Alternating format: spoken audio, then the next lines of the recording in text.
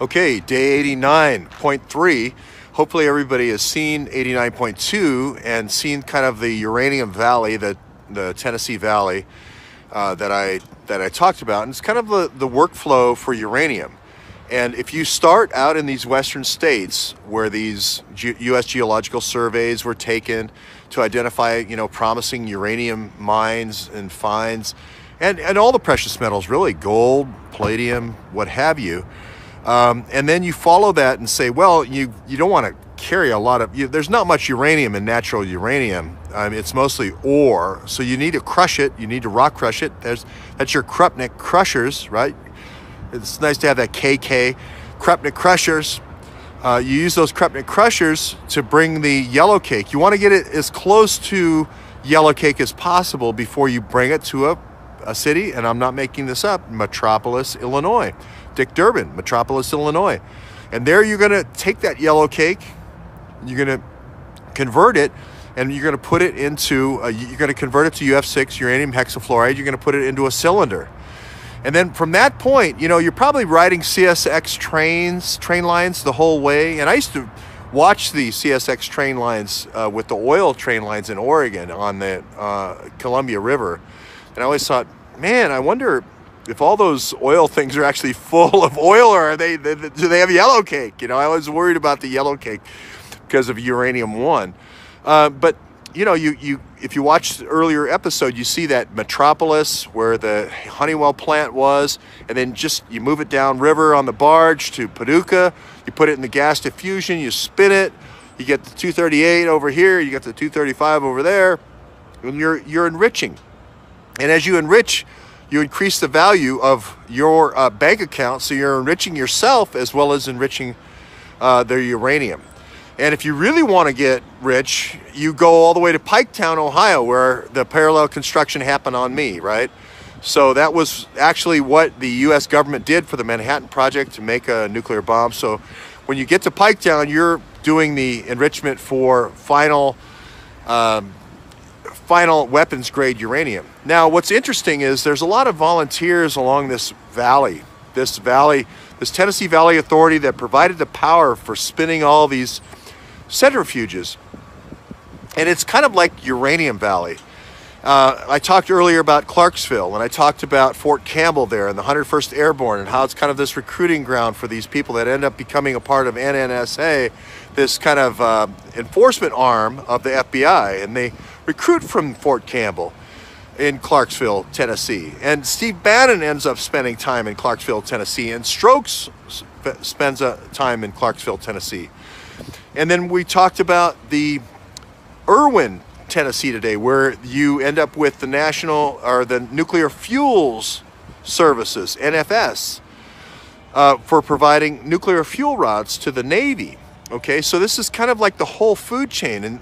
But there's also a depleted uranium side to this, a byproduct side, if you will, in Jonesboro, I think, where Aerojet is. And so they're making depleted uranium ammunition. And then if you go to, again, in Tennessee we're still in Tennessee, where the Navy does all its nuclear training for Oak Ridge, Tennessee, you've got Orbital ATK. They're making satellites. Orbital made the satellites, but ATK made the depleted uranium cannon weapons.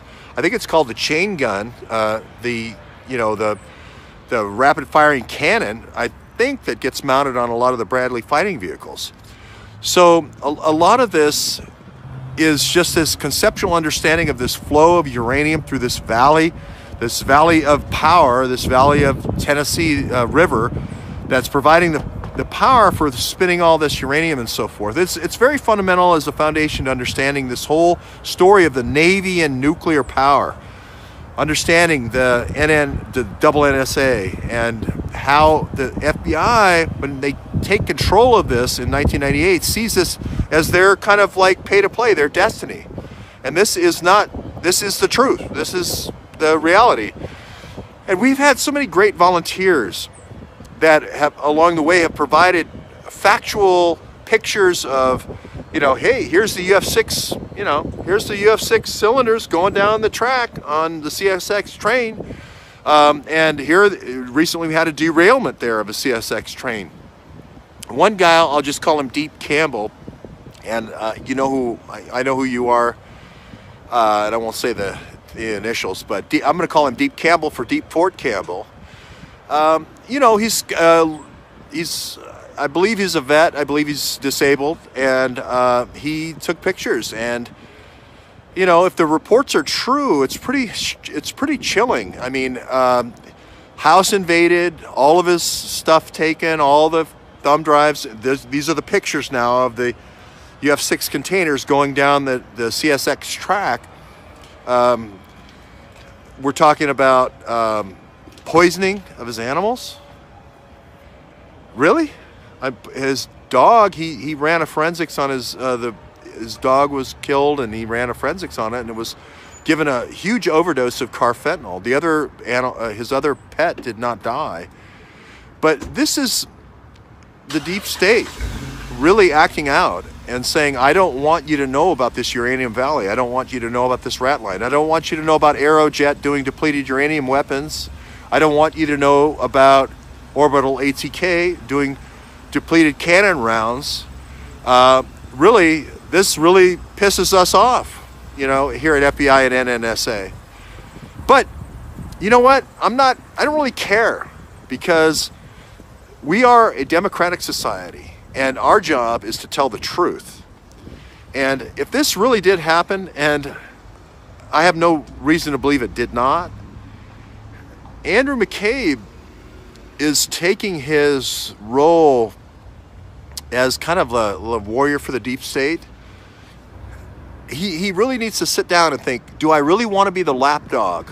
Do I really want to be the lapdog of John Brennan my whole life? Or do I have a chance now in my retirement to say, John Brennan, I don't care what you did to me before. I don't care what's happened to me before. I'm going to be my own man, and I'm going to stand up.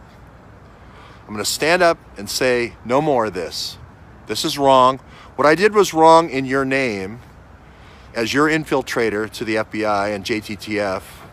What I did was wrong, and I am going to say that that time at FBI was a mistake. And I'm going to repudiate everything that I've done in the name of the FBI as a CIA infiltration. And I'm sorry, but this is the truth. This is what really happened. Andrew, you need to step forward and say this was a mistake.